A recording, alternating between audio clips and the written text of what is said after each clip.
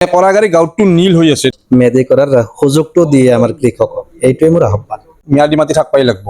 আসসালামু আলাইকুম। মই এতিয়া পাঠশালা এগ্ৰিকালচাৰ অফিচৰ সন্মুখত আছো। এগ্ৰিকালচাৰ অফিচৰ কৰ্মকৰ্তাৰ লগত মই অলপ লগ কৰিম, মানে অলপ কথা পাতিম, কি কি সুবিধা আছে ৰাইজৰ কাৰণে, কৰাগাৰী গাঁও পাথাৰৰ ৰাইজৰ কাৰণে কি কি সুবিধা আছে ইহঁতে মানে কৈ দিব এতিয়া কি কি সুবিধা আছে। আহক।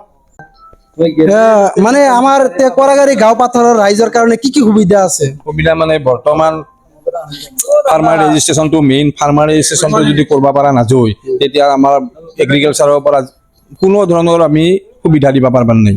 আনকি এক বস্তা সাৰ কিনবা লাগিলেও ফাৰ্মাৰ ৰেজিষ্ট্ৰেশ্যনটো বীজ ভাণ্ডাৰে ফাৰ্মাৰ ৰেজিষ্ট্ৰেশ্যনটো খুজবই। যদি ফাৰ্মাৰ ৰেজিষ্ট্ৰেশ্যনটো নাথাকে বীজ ভাণ্ডাৰজনে খেতিয়কজনক প্ৰপাৰ খেতিয়ক, কিন্তু খেতিয়কজনক খেতিয়কজনক সাৰ বস্তা বিক্ৰী কৰিব নোৱাৰে।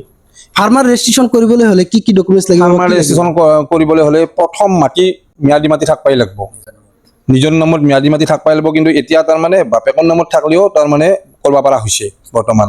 আৰু আনকি বৰ্তমান বস্তি মাটি হ'লেও কৰিব পৰা যায়, কিন্তু বৰ্তমানটো কৰাগাৰী পাথাৰ আৰু কৰাগাৰী গাঁৱত মানে কৰাগাৰী গাঁৱটো নীল হৈ আছে। তাৰমানে ম্যাদী মাটি অলপো নাই, আৰু কৰাগাৰী পাথাৰত অলপ আছে।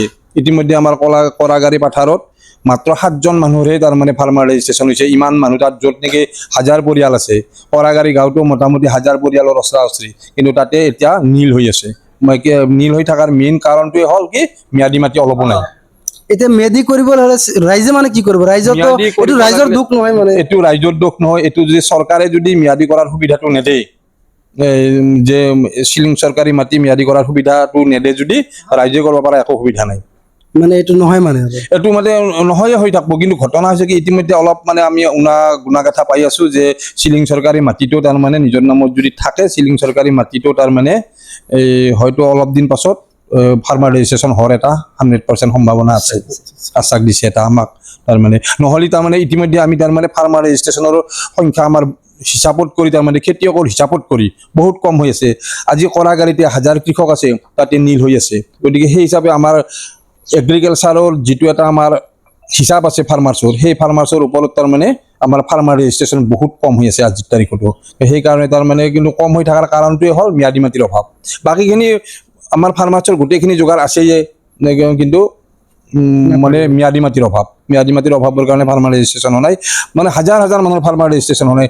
চাব, এখন গাঁৱত যদি 1000 মানুহ থাকে, তাতে যদি নীল হৈ থাকে, সেই হিচাপে একলাই কৰাগাৰীতে নহয়, আমাৰ ভবানীপুৰতো তাৰমানে বহুত খেতিয়ক পৰিয়ালৰ তাৰমানে ম্যাদী মাটি নাই। ম্যাদী মাটি নোহোৱাৰ বিনিময়ত আমি ভবানীপুৰত আমাৰ হিন্দু মানুহৰো তাৰমানে একলাই যে মুছলিম মানুহৰে এনে কথা নাই, আমাৰ হিন্দু মানুহৰ ভিতৰতো তাৰমানে বহুতৰ ফাৰ্মাৰ ৰেজিষ্ট্ৰেশ্যন আজিলৈকে হোৱা নাই। যিমান মানে যেনেকে সা-সঁজুলি আহে বা কৃষকৰ কাৰণে ধান চান বীজ টিচ আহে, এইবিলাক মানে এতিয়া নাপায় নেকি? এতিয়া বীজ দিবা লাগিলেও আমি এইবাৰ যি বিপদত পৰি গৈছো, তাৰমানে মানুহ বেছি হৈ ল'ব লগা হৈছে। ফাৰ্মাৰ ৰেজিষ্ট্ৰেশ্যন থকা মানুহ, ID থকা মানুহ হৈ ল'ব লগা হৈছে। কিবা বীজ দিব লাগিলেও আমি মানে ফাৰ্মাৰ ৰেজিষ্ট্ৰেশ্যনটো লাগবই, IDটো থাকবাই লাগব। যিহেতু আমাৰ কৰাগাৰী গাঁও পাথাৰত একদম মানে কোনো ধৰণৰ মাটি মেধি নাই, ইয়াতে কি কৰিব হ'লে? তাৰ কাৰণে আমি বিৰাট দুখিত। আমি ধৰ আমি দলটোৱে বেছি দুখিত হ'ব লগা হৈছে। আমি আমাৰ মনোপুত খেতিয়ক কেইটাকো 1 কেজি বিধান দিব নোৱাৰো। এনে এটা সমস্যাত পৰি গৈছো। আমি বেছি সমস্যাত পৰিছো, আমাৰ ষ্টাফটোৱে। মানে ফাৰ্মাৰ ৰেজিষ্ট্ৰেশ্যন ইতিমধ্যে মানুহজন 1 নম্বৰ খেতিয়ক, কিন্তু আমি ফাৰ্মাৰ ৰেজিষ্ট্ৰেশ্যনৰ অভাৱত, ID নম্বৰ নোহোৱাৰ অভাৱত আমি মানুহজনক দিবা আমাৰ কোনো মানে কেপাচিটি নাই, ৰাস্তা নাই। মই যিমান দূৰ জানো মানে কৰাগাৰী গাঁও পাথাৰত যদি কৃষক 90% আছে, চাকৰিয়াল 10% আছে। 90% কৃষক থকা মানে একো যদি নাপায়, সিহঁতে কি কৰি খাব? মানে সেই কথাটো আমি আমাৰ অফিচত সদায় জানি আছো যে আমি কৰাগাৰী গাঁও পাথাৰত আমি আজিৰ তাৰিখক লগি একো বস্তু দিব নোৱাৰা হৈছো। গতিকে যিকোনো উপায় অৱলম্বন কৰি মানুহখিনিক তাৰমানে ফাৰ্মাৰ ৰেজিষ্ট্ৰেশ্যন কৰাৰ এটা মানে সুবিধা লাইন এটা উলিয়াই দিব লাগে। মানে আমাৰ অসমৰ মুখ্যমন্ত্ৰী মাননীয় হিমন্ত বিশ্ব শৰ্মা ছাৰক কি ক'ব এই ক্ষেত্ৰত? এতিয়া আমাৰ ফালৰ পৰাটো ক'ব লাগিলে মানে আমাৰ চিলিং চৰকাৰী মাটিখিনি আমাৰ অলপ হ'লেও প্ৰত্যেক খেতিয়কক অলপ আধা বিঘা হওক মানে ম্যাদী কৰি দিবাৰ ব্যৱস্থা কৰিব লাগে, যেনেকে নহওক। আৰু নহ'লে চিলিং চৰকাৰী মাটিতে তাৰমানে ফাৰ্মাৰ ৰেজিষ্ট্ৰেশ্যন কৰাৰ এটা সুবিধা কৰি দিব লাগে। ঠিক আছে, ধন্যবাদ। গাঁৱৰ ভিতৰত সোমাই কাম কৰা আমাৰ ছাৰৰ সহকাৰী এজন আছে, এই ক্ষেত্ৰত আপুনি কি ক'ব? মানে যেহেতু কৰাগাৰী গাঁও পাথাৰত 1 ইঞ্চি মাটিও মেধি নাই, এই ক্ষেত্ৰত যেহেতু সাধাৰণ ৰাইজ একদম দুখীয়া মানুহ, এই দুখীয়া মানুহৰ কাৰণে আপুনি কি ক'ব?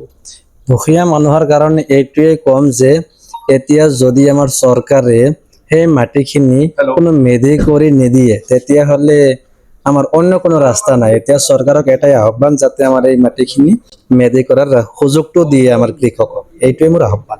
ঠিক আছে, আপোনালোক সকলোকে ধন্যবাদ। আপোনালোক সকলোকে ধন্যবাদ। আৰু আপোনালোকে বেছি বেছি ভিডিঅ'টো শ্বেয়াৰ কৰিব। মানে কৃষকসকল একচুৱেলি কি কৰিব লাগে, মাটি মেদি কৰিবলৈ কি কৰিব লাগিব, আৰু চৰকাৰী সা সঁজুলি পাবলৈ হ'লে কি কৰিব লাগিব, আপোনালোকে শ্বেয়াৰ কৰি দিব, তেতিয়াহে ৰাইজে গম পাব। ঠিক আছে, ধন্যবাদ সবাইকে।